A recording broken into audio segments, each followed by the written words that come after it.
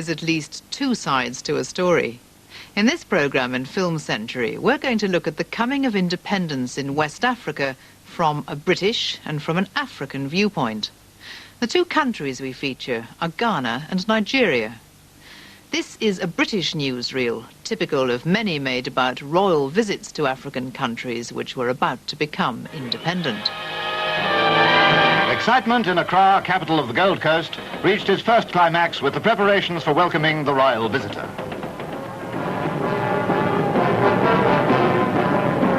The Duchess of Kent was received at the airport by the Governor, Sir Charles Arden Clarke, and Dr. Nkrumah, the Premier.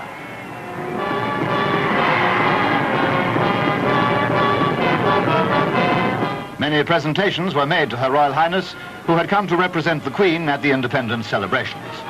A few days after her arrival, the Gold Coast was to become Ghana, an independent state within the Commonwealth. For the present, it's a time for rejoicing. The regatta, for instance, where unusual launching methods and a display of enthusiastic seamanship reflect Ghana's lively confidence in being able to paddle her own canoe. In the 1950s, the newsreels in Britain were being replaced by television as the public's main source of information about world events. One of independent television news's contributors at the time was a popular calypso singer nicknamed Lord Kitchener. How do you feel about independence coming to the Gold Coast? I have written and recorded a song entitled Ghana, of course. Can we hear it? Right now? Yes, please. Give me a three. Will never be forgotten, the 6th of March, 1957, when the Gold Coast successfully get your independence officially. So Ghana, Ghana is the name, Ghana, we wish to proclaim. We will be jolly, merry and gay, the 6th of March, Independence Day. Dr. Nkrumah went out his way to make the Gold Coast what it is today. He endeavored continually to bring us freedom and liberty. So Ghana, Ghana is the name, Ghana, we wish to proclaim. We will be jolly, merry and gay, the 6th of March, Independence Day. There were lots of other comments on British television at the time about decolonisation, the way in which Britain agreed that new nations should emerge from former colonies of the British Empire. Here's an example from television a couple of years after Ghana's independence celebrations. It's from a Conservative Party film, which describes the government's achievements overseas, particularly in West Africa. Two cabinet ministers with overseas responsibilities leave number 10 Downing Street. They are Mr. Alan Lennox Boyd, Colonial Secretary, and Lord Hume, on the left, Secretary of State for Commonwealth Relations. Alan, we got about half an hour before our television programme on the Commonwealth and the colonies.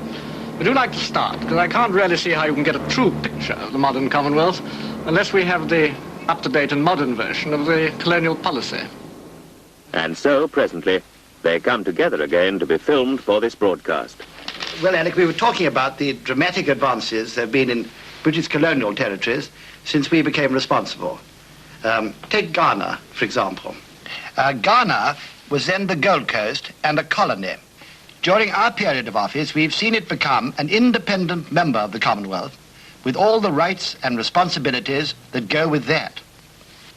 Then there is the Federation of Nigeria, with about 40 million people. While Conservative governments have been in power in the United Kingdom, the three regions have become self-governing, and full self-government for the Federation itself is due in October 1960. And the ties of friendship between Britain and Nigeria are stronger than ever. The official Labour Party view of decolonisation in Africa was not very different from that of the Conservatives.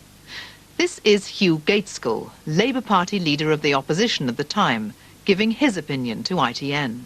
For my part, I feel confident that as long as we can make it plain to the Africans that we are sincere in our desire for their ultimate independence and self-government, and ultimately, at any rate, that the principle of one man, one vote applies, then there'll no doubt be difficulties.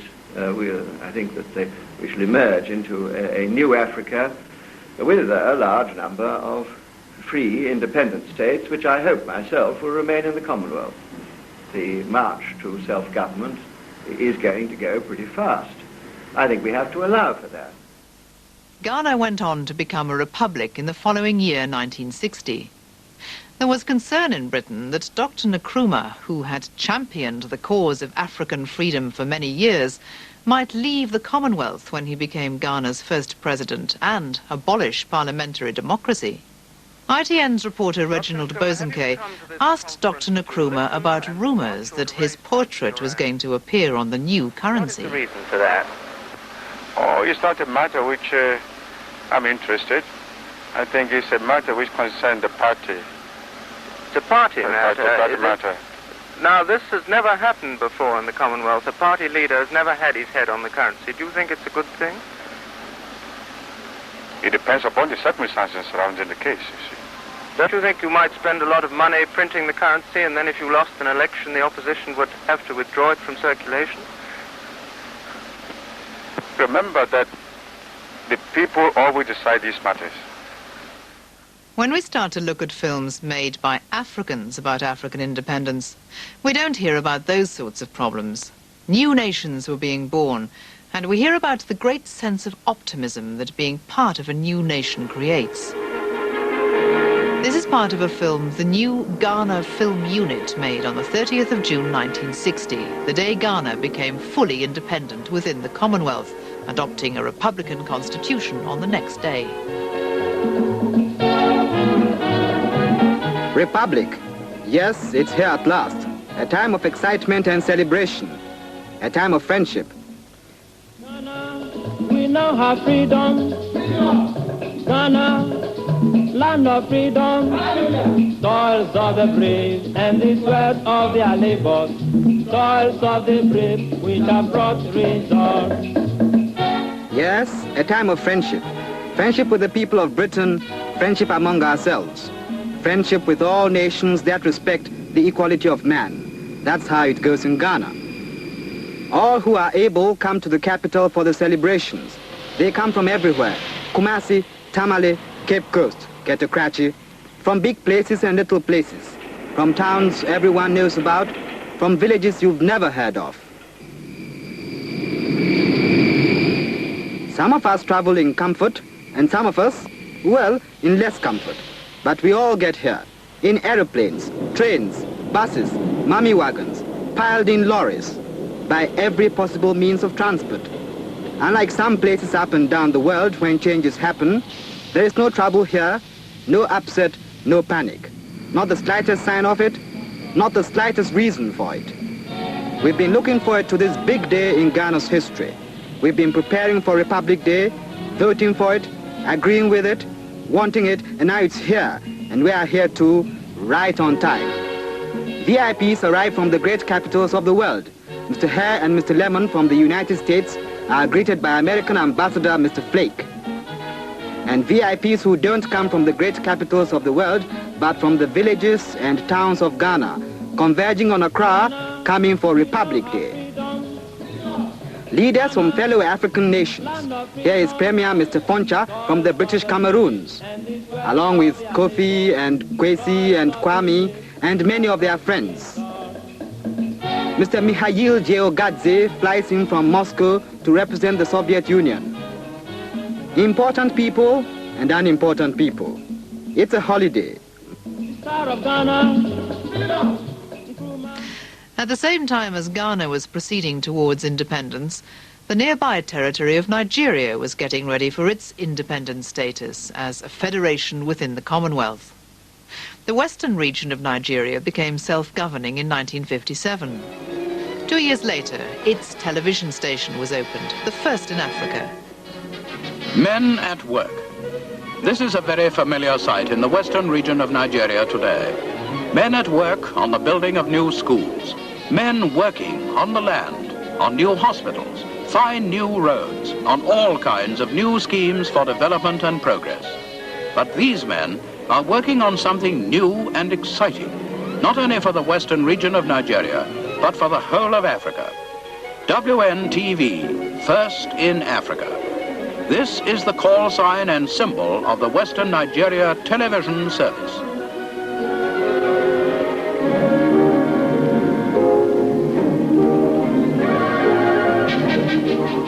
Like all children the world over, our children are inquisitive, but little do they realize the importance of what they see before them, especially from the point of view of their own development. For one of the prime objects of installing a television service in the Western region is that of using it as an extension to our rapidly expanding education system. In a recent statement to the press, the Minister of Home and Midwest Affairs, Chief Anthony Anaharo, said that it was the aim and policy of the government to take advantage of every modern method of education in its bid to ensure that our children will be amply equipped to play their part in the exciting future that our forthcoming independence will bring us. The construction of the television aerial towers presents a formidable problem of the work of installation.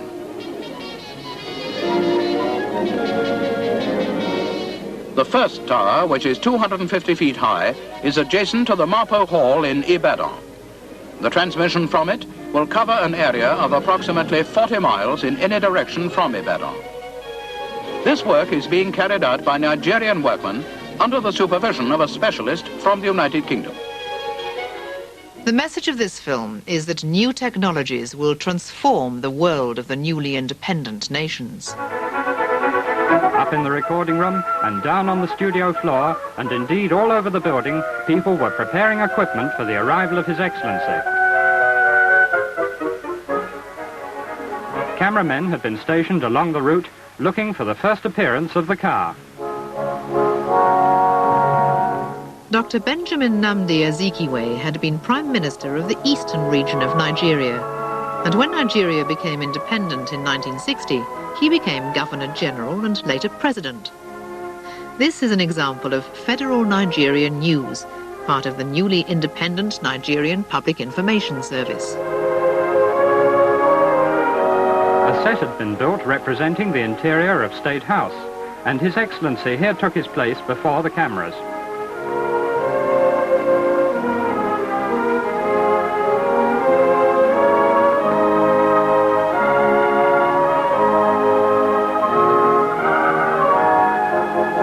Measuring tapes were run out, lenses were focused, and then the filming began. His Excellency, in 20 take 1. If I am asked whether I'm happy because Nigeria is free and the Nigerian government appears to be stable and the people of Nigeria are apparently satisfied that the price of freedom and the price our leaders paid for it were worth the sacrifice, I would answer in the affirmative. With faith in the eventual success of our adventure in the Committee of Nations, we can look forward to the morrow with hope and charity for our fellow man. The newly independent countries in West Africa relied almost entirely on British investment to keep them going. President Nkrumah called this neo-colonialism. But advances in telecommunications, which Britain supported, were essential for the new nations, as were education and training. These themes of development were captured in a film called African Awakening. It was written by the African writer and later Nobel Prize winner, Wole Soyinka. He narrated most of the film. We have acquired too many confusions from history. Our task is to reassess our views and our values, for only then can we choose a clear direction.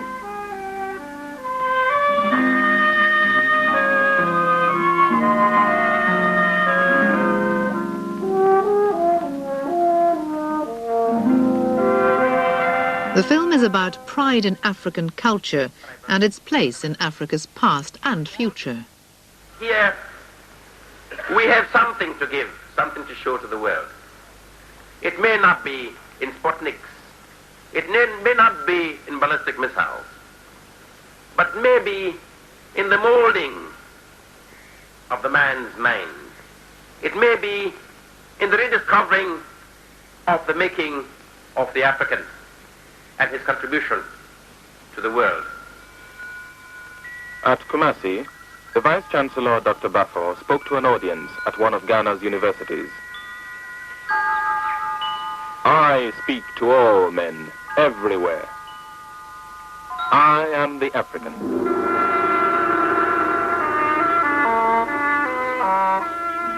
I am the Bantu striding hot storm over the brown whispering belt that rides in my blood like a battle. I am the Zulu. I stood with my spear among the impis of Shaka. I am the Tuareg, witness to the faith of a prophet from Sudan to Sahara. I am the Ashanti. I fold my strength in the beaten gold of a stool shaped for immortals. I am the Fulani, driving the wealth of my cattle from Lake Chad to Dahomey. I am the Shebro, building my home in the place of a mountain. I am no more the man of Zambezi than I am the man of Limpopo. I am no less the man from the mountains of Kavirondo than I am the warrior bred of the Maasai. I am as much Igbo as I am Yoruba. The film African Awakening catches the tensions between the new Africa and the old in a dilemma that faced all the emerging nations. How to go forward to a modern future while keeping all that's best from the traditions of Africa.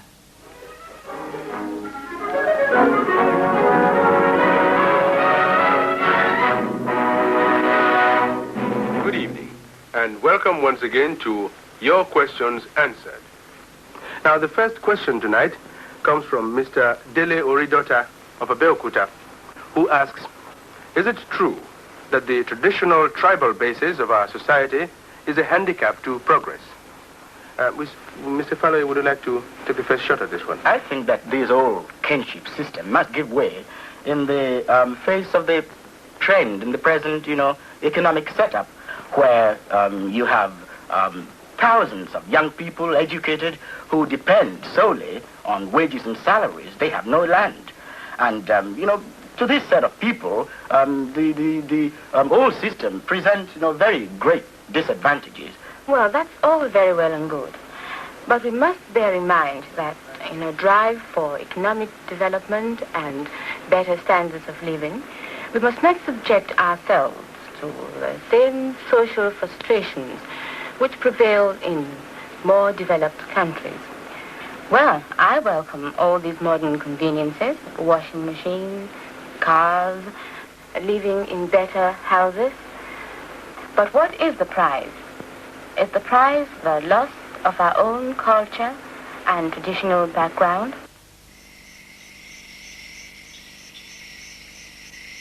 The film evidence we've seen from Britain and Africa in the early 1960s expressed hope for Africa's future and a reverence for its past.